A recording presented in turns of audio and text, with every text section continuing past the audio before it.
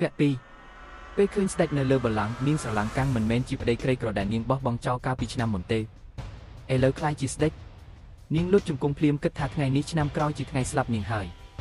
តែស្ដេចមិនដាក់ទោសទេបែរជាឲ្យនាងចូលវាំងពេលនោះជំទាវម្នាក់បែរជាសុំរៀបការជាមួយនាងជំទាវនេះសូមព្រះរាជក្រឹត្យព្រោះនាងបានជួយសង្គ្រោះគេពេលជិតស្លាប់ដោយអត់ឃ្លានរហូតគេប្រឡងជាប់ទោះដឹងនាងធ្លាប់មានប្តីហើយក៏គេសុខចិត្តដែរគេប្រាប់ស្ដេចថាប្តីមុននាងជាមនុស្សចិត្តខ្មៅមកបាត់ទៅហើយទើបនាងមានទុក្ខស្ដេចស្ទើរគៀងស្លាប់ឯនាងខ្មាស់អៀនរកកន្លែងលាក់ខ្លួន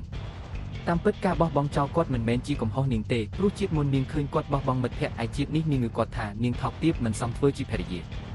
ទំនាក់ទំនងជាមួយគាត់គ្រាន់តែជាស្នេហាភ្លៀងធ្លាក់គាត់ត្រឡប់ទៅក្រុងរាជវិញក៏អាចនឹងបោះបង់នាងដែរដូច្នេះយកល្អនាងបោះបង់គាត់មុន